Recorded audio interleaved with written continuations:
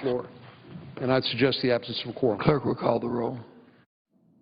Mr. Alexander.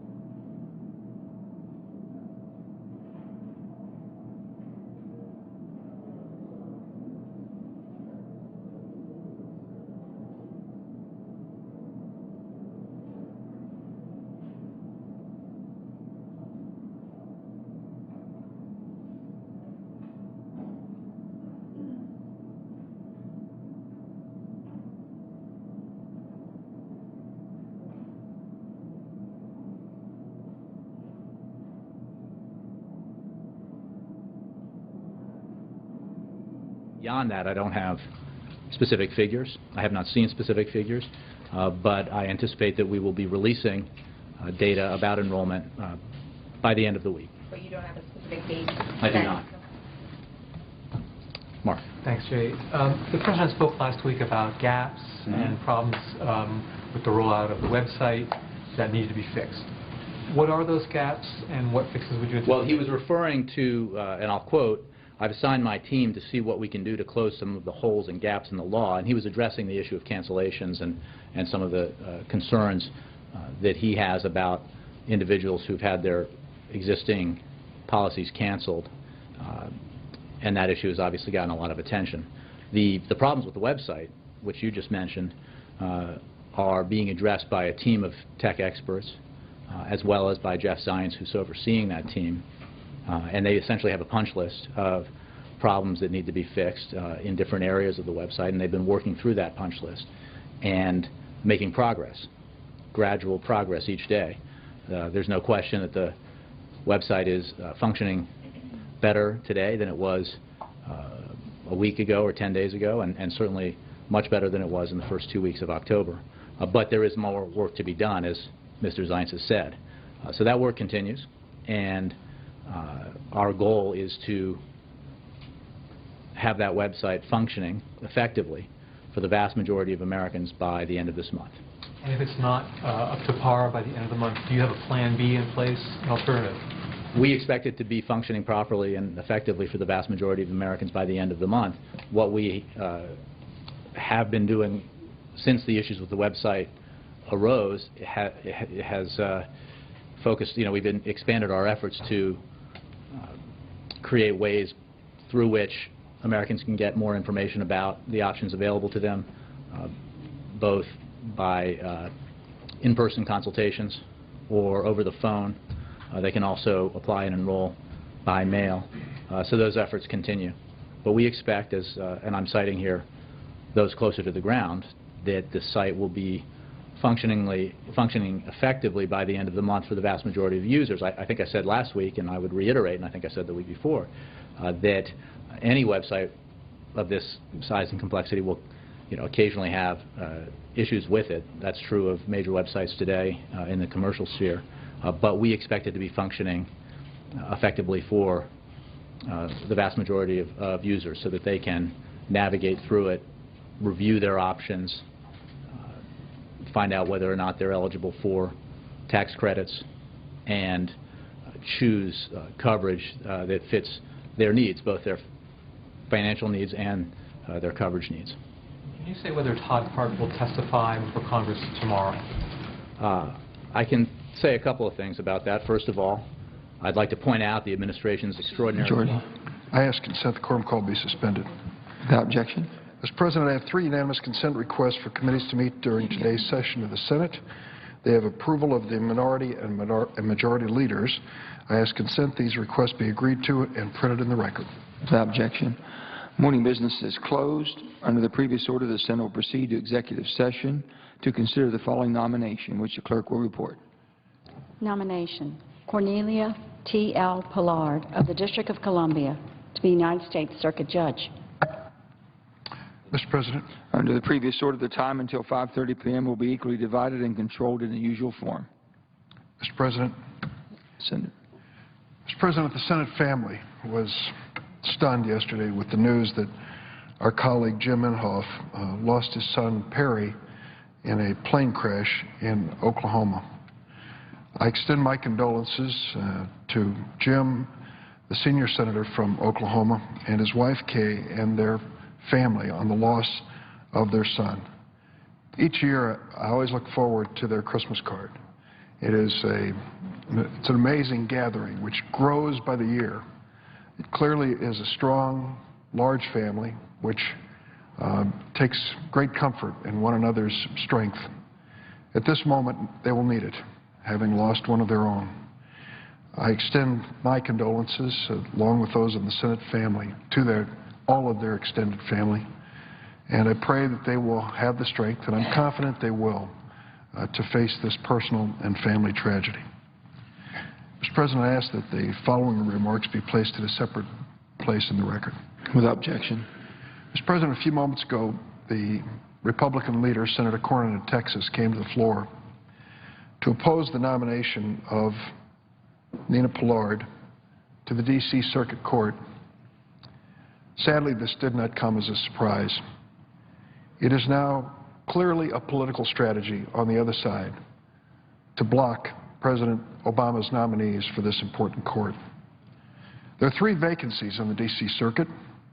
Most people view it as the second most important court in the land, next to the U.S. Supreme Court.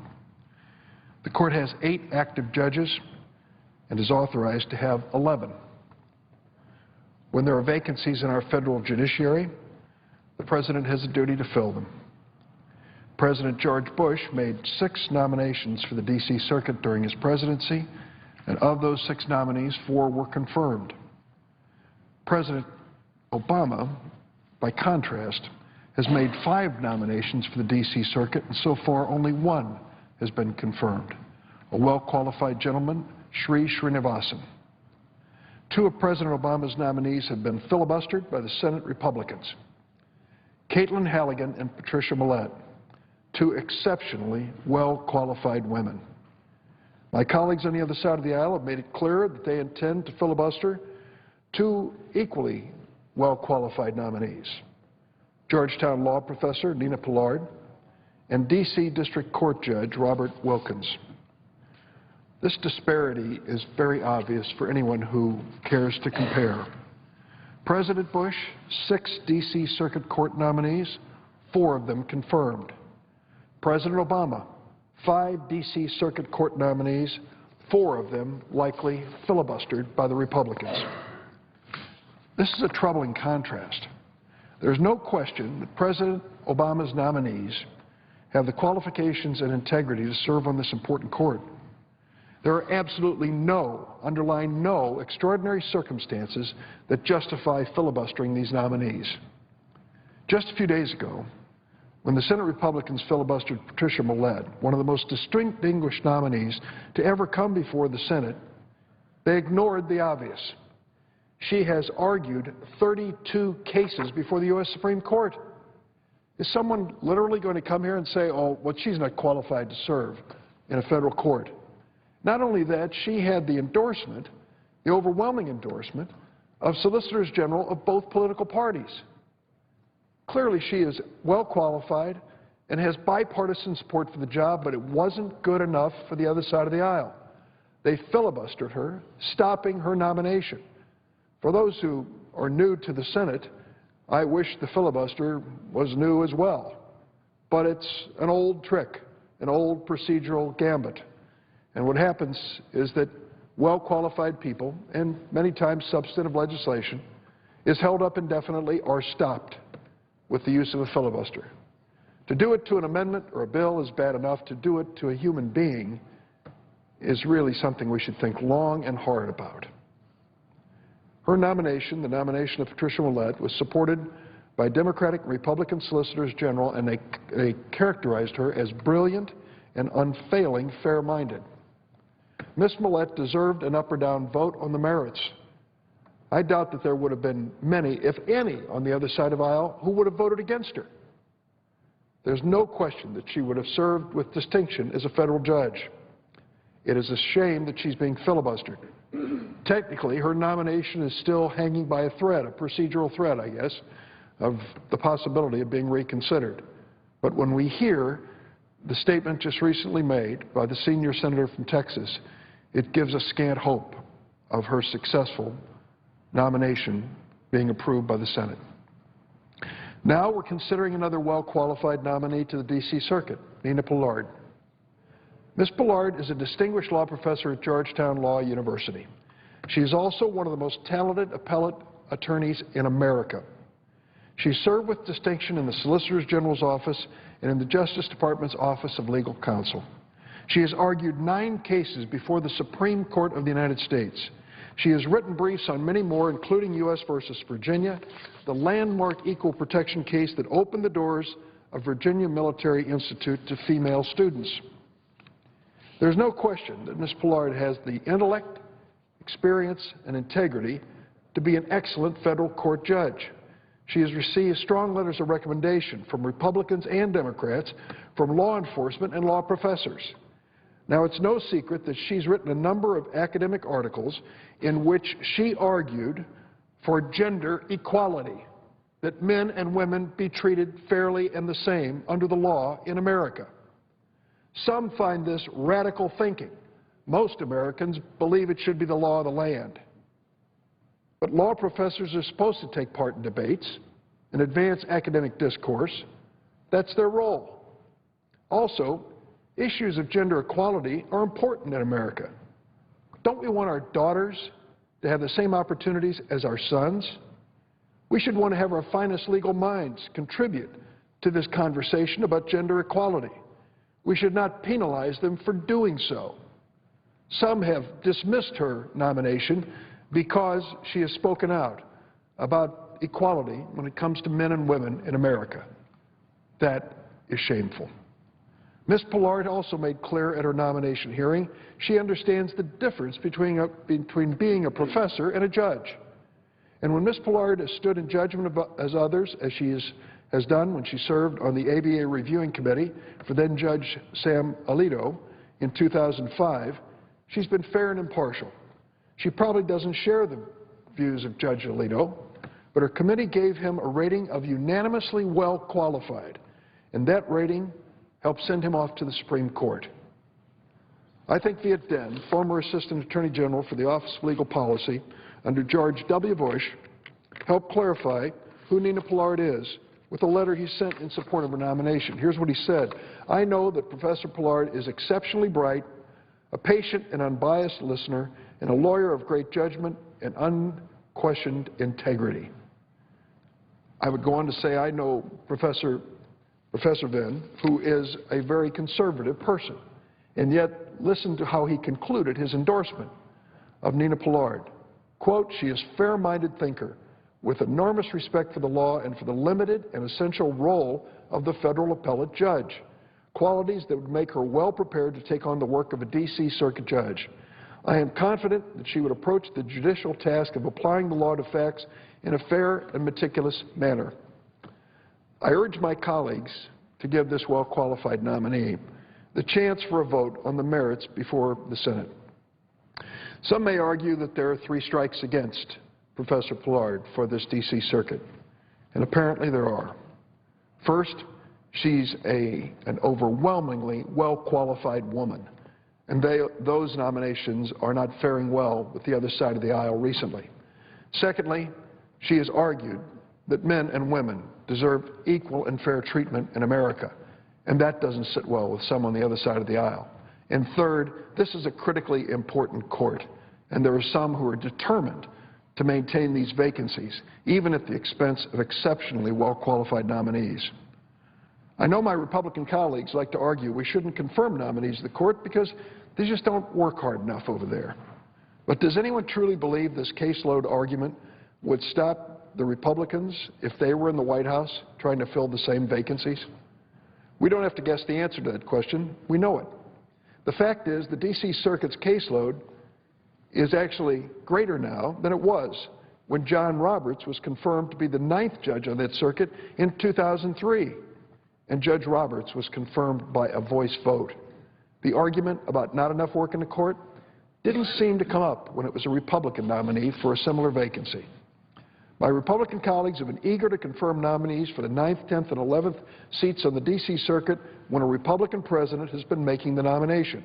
But when it comes to President Obama's D.C. Circuit nominees, it looks like we'll see 4 times as many filibusters as we do confirmations. The bottom line is this. Under the law, there are supposed to be 11 active judges on this circuit. 3 vacancies exist. The President has the responsibility to fill them. President Obama's nominees are well qualified. No one questions that. But they're being filibustered by Senate Republicans. I hope my Republican colleagues change their minds about these filibusters and agree to give these nominees an up or down vote. These nominees have done nothing to deserve a filibuster. They deserve to be judged on the merits. And let me close, Mr. President, by saying that we've gone through this debate for a long time here on both sides, arguing that well-qualified nominees deserve an up or down vote. There have been times when some people have questioned the whole process that would allow this basic unfairness for nominees to the bench that we're seeing happen with the D.C. Circuit. We have gone to the brink of talking about changing the rules of the United States Senate, and usually at the very last moment, we'll step up and try to work out our differences in a fair fashion between the 2 parties, agreeing that certain nominees will move forward and certain nominees won't. But I will tell you, as I've said to my friends on the other side of the aisle, there comes a tipping point. There reaches a point where we can't allow this type of fundamental unfairness and injustice to occur.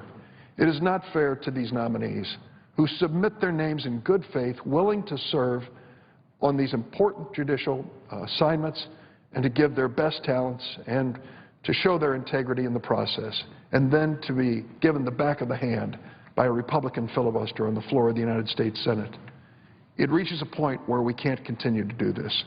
And I say to my friends on the other side of the aisle who have said we shouldn't change the rules of the Senate, it's time for them to show common sense and to show a basic sense of fairness when it comes to these nominees. I hope that when this matter comes before the Senate, that my Republican friends across the aisle will relent, will not stop this good nominee from her opportunity to serve, and I hope that we can find her nomination and the others that are pending moving forward in a way that's befitting of this great institution. Mr. President, I yield the floor. Mr. McCormick. Clerk will call the roll. Mr. Alexander.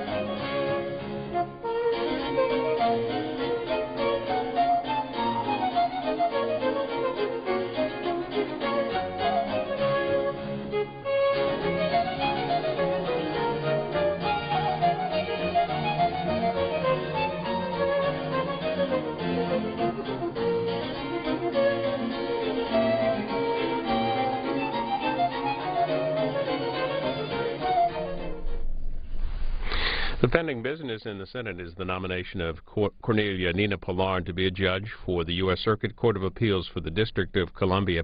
A vote on moving forward with her nomination is set for 5:30 Eastern this afternoon. 60 votes are needed to move forward with the nomination. If they don't move forward with that, we expect a vote on another bill, a bill that would expand the FDA's authority of oversight on compounding pharmacies and establish a nationwide system of tracing drugs. Quorum call continues, and we're going to bring you part of today's White House briefing. Still continued questions about the healthcare.gov website. Here's Jay Carney. I'd like to point out the administration's extraordinary cooperation with the 6 separate congressional committees currently conducting oversight into the Affordable Care Act. As you have all seen and covered, administration officials have testified at numerous committee interviews and briefings, and they've testified at more than 24 congressional hearings, including 4 in just the last 2 weeks. The administration has also produced thousands of pages of documents, and our cooperation on these issues continues. The subpoena issued by House Republicans on Friday is an unfortunate and unnecessary step, since we made clear several times that Todd Park is willing to testify. The issue for us is not a question of if he will testify, but when. We had hoped the committee would work with us to find an alternative date to give Mr. Park time to focus on his immediate task at hand, which is getting the website fixed. This is a goal that is ostensibly shared by the very House Republicans now demanding his appearance on Wednesday, an appearance that would take him away from his work on the website.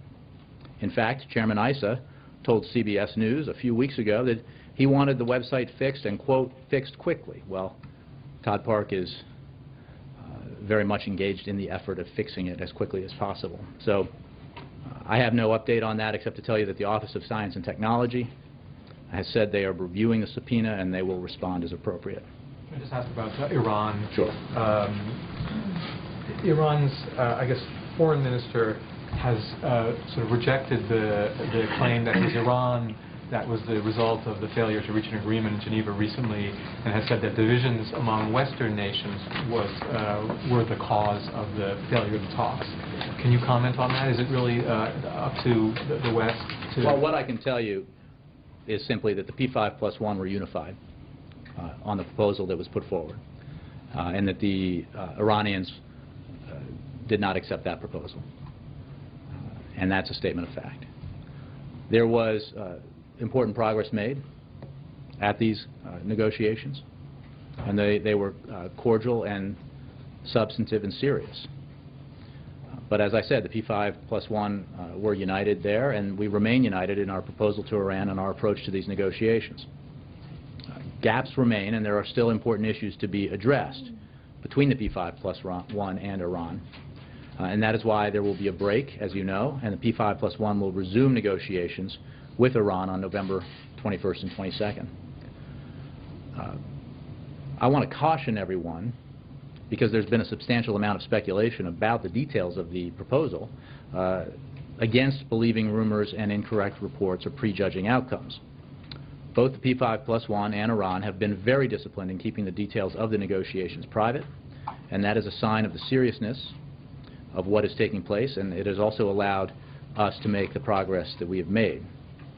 So we're not going to get into details about our negotiating positions, but to be clear, the purposes of these negotiations is to prevent Iran from acquiring a nuclear weapon. And I think that's important. There's one objective here. The reason why we are here, the reason why negotiations are taking place, is because of the very focused effort in building an international consensus and building a punitive sanctions regime around Iranian behavior and Iran's refusal to comply with its international obligations.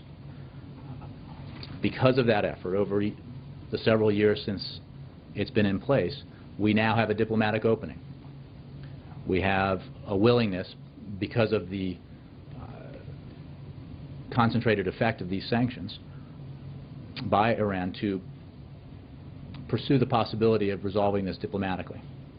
Resolving this diplomatically is the best way to resolve it. It is the responsibility of the President to pursue a diplomatic opening, because the best way to ensure that Iran does not acquire a nuclear weapon is to achieve an agreement through diplomacy, an agreement that's verifiable, that's transparent, and that requires Iran to take concrete steps. The alternative is military action. The President has never taken any option off the table, and he does not now and will not. But it is his responsibility as President to pursue a diplomatic opening to see if it is possible to resolve this issue peacefully. Is there any assurance that Secretary Kerry can provide lawmakers on the Hill when he speaks to them that would persuade them to hold off on tightening sanctions? Secretary Kerry and Undersecretary of State for Political Affairs Wendy Sherman are briefing the Senate Banking Committee tomorrow.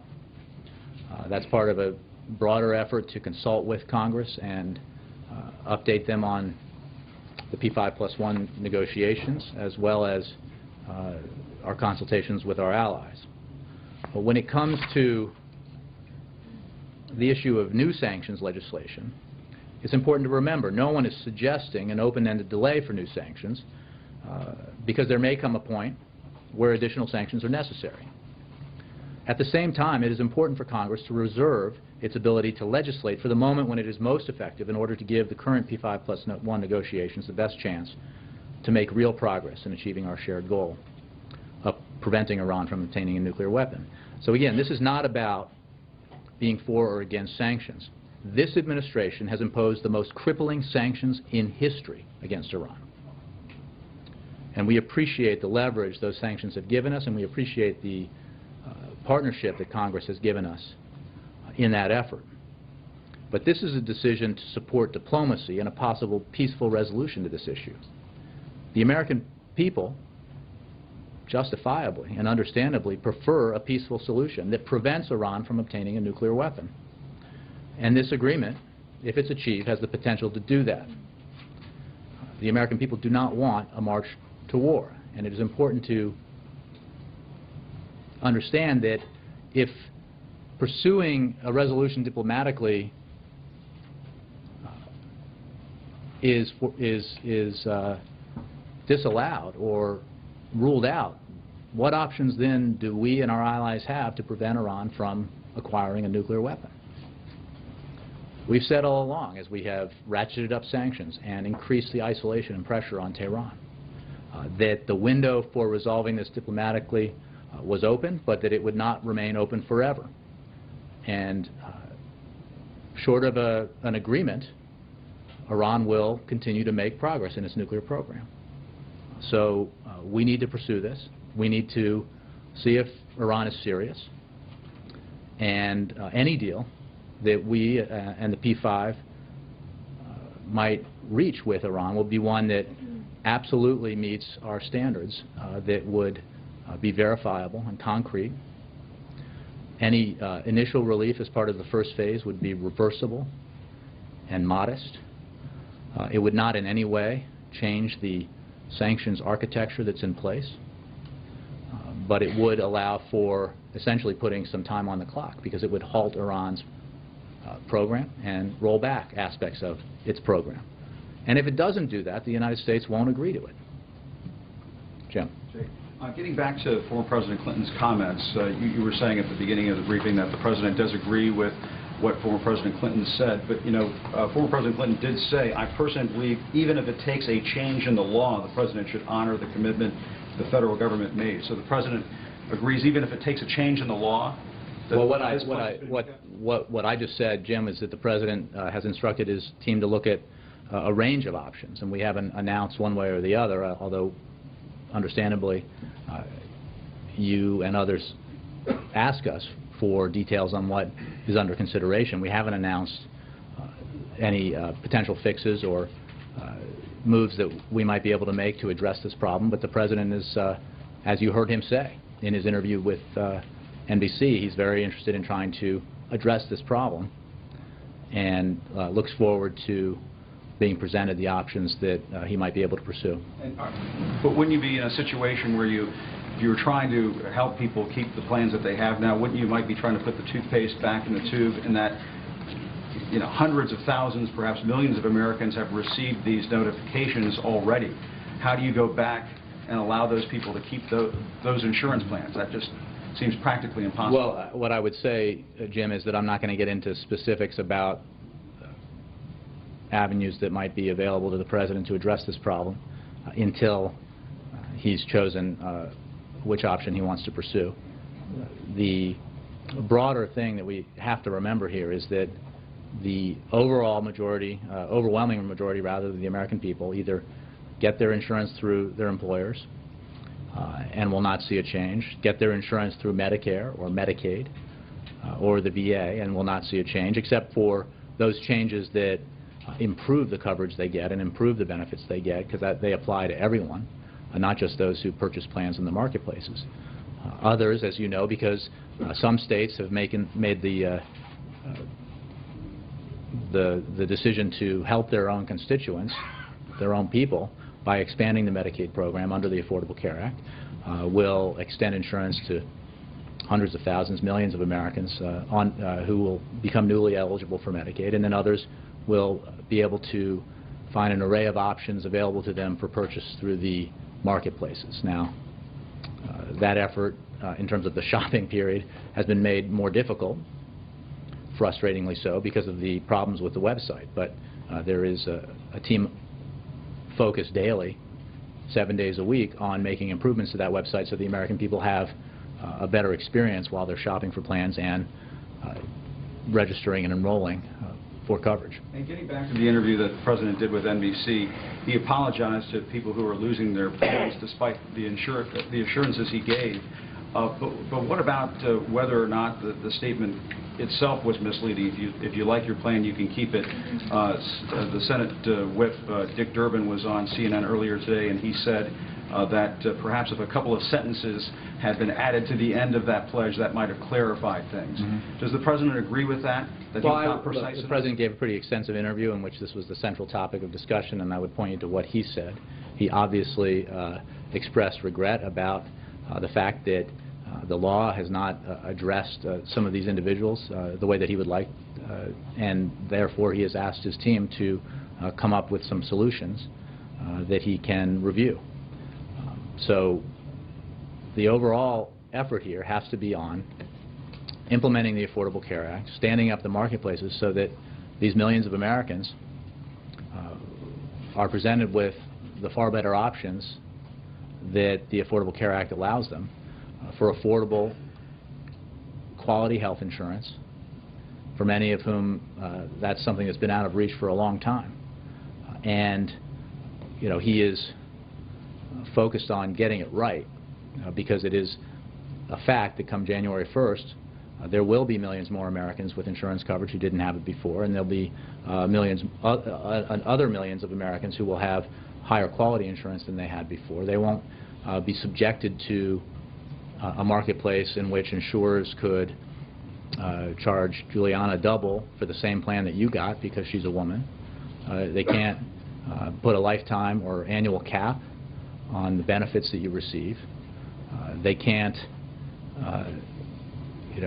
carve out exemptions for certain conditions, chronic conditions that you might have that you might need benefits to cover. So that is the underlying purpose of the Affordable Care Act, to make sure that there's a structure in place that creates higher competition under the private sector model that we've had, keeps down prices, and allows millions of Americans to get access to affordable quality insurance and health care that they have not had in the past. And on those enrollment numbers, is the administration confident that those numbers will be accurate, given all the problems with the insurers being able to sort through the data and figure out which applications are correct and properly submitted and so forth? Well, I know that they're going to work very hard over at CMS and HHS to compile the data and present the most accurate data available. I think that's a good question in light of the fact that some on Capitol Hill have been demanding data daily, and we've made the point that, consistent with the release of data for other programs, it is in the interests of everybody to do this on a monthly basis so that the data is as accurate as possible. John. Jay, you've been crystal clear the number's going to be low for the first month. Is there any number that would concern the White House? Is there any number that is so low? Well, I can guarantee you that the number that is released will be lower than we had hoped and anticipated because of the problems with the website. And that is why it is so important to focus our energies on fixing the problems. And that goes to the subpoena we were talking about earlier, and the attempt to remove somebody who's very much a key part of the effort to fix the website from his job for a certain amount of time. And it raises questions about how sincere critics are when it comes to joining with us in the effort to try to fix the problems that exist. But I guess what I'm asking, all that said, you made it very clear, as I said, but is there any number that would be so low that you would say, wow, alarm bells are going off, we have a problem? Again, John, I think it's a very creative way to try to set expectations, and the only expectations I'll set is that we expect them to be low. We expected them to be low as a percentage of the overall number of people who would enroll by the end of the 6-month period in any case, because that is the experience that we've seen in Massachusetts and in similar kinds of programs. Younger, healthier people especially tend to wait until the last minute to enroll in these kinds of programs, and overall, I think, whether you're young or old, if you don't have to enroll until a certain time, you're going to take your time to look at your options and wait until late in the process. That was certainly what happened in Massachusetts. And when you're defining enrollment, there's been some reporting about how the numbers would be. Are you going to be including people who have picked out a health care plan and put it in their shopping cart but haven't actually paid for it? I would refer you to HHS and CMS for how they define enrollment. I can tell you that it is consistent with the way Massachusetts did it. It is consistent with the way the quorum be dispensed with. Without objection. Well, Madam President, here we go again. For the third time this year, we're debating whether to end a Republican filibuster and allow a confirmation vote for a highly qualified woman to the D.C. Circuit. In March, it was Caitlin Halligan. Last month, it was Patricia Millett. Today, it's Nina Pillard. What a highly qualified nominee. Argued 9 cases before the Supreme Court. Unanimously rated well-qualified, the highest rating the American Bar Association can give any judicial nominee. Supported by a bipartisan group of 40 Supreme Court practitioners, Republicans, Democrats, people who have actually argued before the Supreme Court, and of course, highly esteemed. Now, the qualifications of the 3 who have been filibustered, Caitlin Halligan, Patricia Millett, Nina Pillard, each of these nominees surpass those of many other attorneys who have been confirmed to the federal bench. These are 3 women who have earned their way to the top of the legal profession, recognized by legal scholars, practitioners, men and women alike, as being at the top of the profession. And it appears the Senate Republicans are going to continue to launch filibuster after filibuster at these stellar nominees. Like Caitlin Halligan, Patricia Millett, I'm confident Nina Pillard would be confirmed if Republicans would stop filibustering and allow an up or down vote on her nomination. She would get well over the number needed. And if Republicans vote in lockstep to continue the filibuster against her, then Senate Republicans will have blocked 3 outstanding women in a row from being confirmed to what is considered the second highest court in our country. 3 in a row.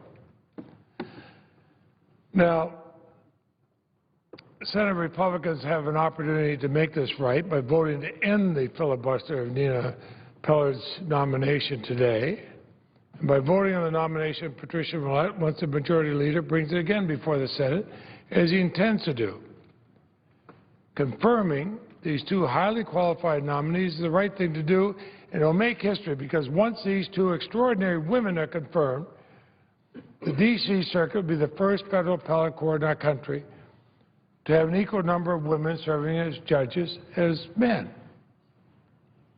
Wouldn't that be nice? They'd actually reflect the proportion of women in this country. It would be a nice move. Despite having filled nearly half of law school classrooms for the last 20 years, women are grossly underrepresented on our federal courts. So what kind of message are Senate Republicans sending by refusing to even allow a vote on 3 of the most qualified female attorneys in this country? They talk about setting John Roberts in one of these seats on the D.C. Circuit. Every Republican, every Democrat supported him. That was no problem for them. He was, of course, nominated by a Republican president. Now we have women who are equally well qualified, and they get filibustered. Of course, they were nominated by a Democratic president. I guess if you're a Republican, nominate a qualified man, they can go through easily. If you're a Democrat, nominate a qualified, equally qualified woman, they're going to be filibustered. What does this say? What does this say to people in law school? What does this say to our country? What does this say to the impartiality of our federal bench? We need women in our federal courts. And the vote to end this filibuster is a vote in the historic direction of having a federal appellate court more accurately reflect the gender balance of our country. Nina Pillard is a stellar nominee. As I said, her work includes 9 Supreme Court oral arguments, briefs in more than 25 Supreme Court cases. She drafted the federal government's brief in United States, Virginia, which after a 7-1 decision by the Supreme Court made history by opening the Virginia Military Institute's doors to female students. But it also expanded educational opportunity for women across this country. You know, as a father who loves his daughter and loves his 3 granddaughters, I want to see us start paying attention to the fact that we have both men and women in this country. And after what she did with the U.S. versus Virginia, hundreds of women have had the opportunity to attend VMI and go on to serve our country. Josiah Bunning III, the superintendent of VMI when female cadets were first integrated in the course, since called VMI's transition to coeducation one of its finest hours. And it was. But it needed somebody like this to bring it to the Supreme Court so they could have their finest hour. She's not only stood up for equal opportunities for women, for men as well. In Nevada versus Hibbs, she successfully represented a male employee in the state of Nevada who was fired when he tried to take unpaid leave under the Family Medical Leave Act to care for his sick wife. Probably fired by the same people who say, we got to have family values, but not if you're trying to take care of your sick wife. In a 6-3 opinion authored by then Chief Justice William Rehnquist, the Supreme Court ruled for her client, recognizing the law protects both men and women in their caregiving roles within the family. She's also worked at the Department of Justice's Office of Legal Counsel, an office that advises on the most complex constitutional issues facing the executive branch. Prior to that, she litigated civil rights cases at the NAACP Legal Defense and Education Fund. And at Georgetown Law School this chairman of the Senate Judiciary Committee really loves, having graduated from there. Nina Pillard teaches advanced courses on constitutional law and civil procedure. But she also co-directs the law school's very prestigious Supreme Court Institute. She has received letters of support from 30 former members of the U.S. Armed Forces, including 8 retired generals, 25 former federal prosecutors and other law enforcement officials, 40 Supreme Court practitioners, including Lawrence Tribe and Carter Phillips, and Cornelia T.L, among others. In fact, I ask a unanimous consent to include a list of those letters of support for Ms. Pillard in the record at the conclusion of my remarks. Without objection. Now, rather than debate the merits of President Obama's well-qualified nominees to the D.C. Circuit, because it'd be impossible to debate them, they're so well-qualified, Senate Republicans have made clear that partisanship is more important to them than the federal judiciary and the administration of justice, the needs of the American people. With the exception of Senators Lisa Murkowski and Susan Collins, every single Republican senator voted to filibuster Patricia Millet's nomination, arguing that we should not fill existing vacancies because suddenly they're concerned about the need for these existing judgeships. Oh, come on. That doesn't pass the giggle test. We know it's just a pretext for two reasons. First, they had no such concerns about the unique case of the D.C. Circuit when a Republican was in the White House and nominating judges to the 9th and the 10th and the 11th seat. In fact, they filibustered, as I said, the seat that John Roberts was unanimously confirmed to when there was a lower caseload. And now, when we have a superbly qualified woman, suddenly she has to be filibustered. And then they said, but we're doing this to save money. Oh, come on. Give me a break. These are the same people who shut down our federal government, cost billions of dollars, set back our recovery economy.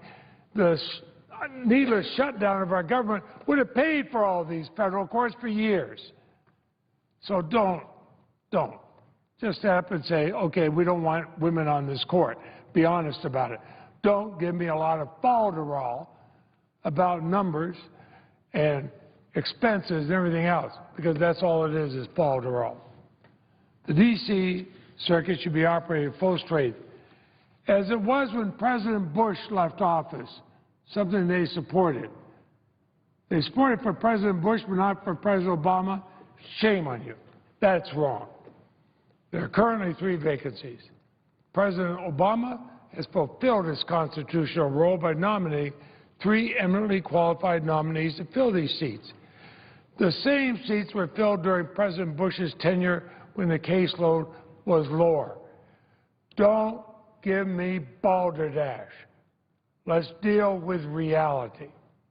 Let us judge each nominee based on his or her qualifications and not hide behind some pretextual argument that most Americans can see through. The Republican caucus continues to abuse the filibuster rule and obstruct the President's fine nominees to the D.C. Circuit, that I believe this body will need to consider anew whether a rules change should be in order. That is not a change that I've wanted to see happen. But if Republican senators are going to hold nominations hostage without consideration of nominees' individual merit, drastic measures may be warranted. I hope it doesn't come to that. I hope that the same senators who step forward to broker a compromise when Republicans shut down the government will decide to put politics aside and vote on the merits of these exceptional nominees. I also hope the same senators who said that judicial nominees should not be filibustered barring extraordinary circumstances, something they said when there's a Republican president, will keep their word with a Democratic president. Let's not have a double standard. Say one president's going to be treated one way, another one's going to be treated another way. For the sake of justice in this country, for the sake of the independence of our federal judiciary, let's stop the filibustering. Let's consider Nina Pillard's nomination based on her qualifications. Let us treat her with the decency that she deserves. Madam President, I've argued cases before courts of appeals. I know how important it is to the administration of justice. I know how important it is for litigants to come in not caring whether they're Republicans or Democrats, whether they're plaintiff or defendant, whether they're the state or respondent. I know how important it is to have the most qualified judges there. And I'd call, at least there are a few senators in this body who have argued cases before courts of appeals or before the U.S. Supreme Court. They know how important it is. Stop this game playing with our federal judiciary. We are the model for the rest of the world with our independent judiciary. Stop politicizing it. Stop politicizing it. Stop using feeble and wrong and misleading excuses. Let's start doing what's right for the country for a change. Stop the bumper sticker sloganing. Stop the rhetoric that interferes with reality. Let's start doing what's right. Wouldn't that be a refreshing change in this country? And maybe the poll this afternoon that showed the Congress at 9% approval rating, and I'm trying to find who those 9% are, wouldn't it be nice if they actually saw us doing what is best for America and not do this pettifoggery that we're seeing here? Let's do what's right for America.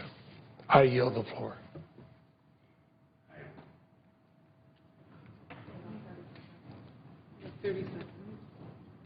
I yield back the remaining 30 seconds. Without objection. The clerk will report the motion to invoke cloture.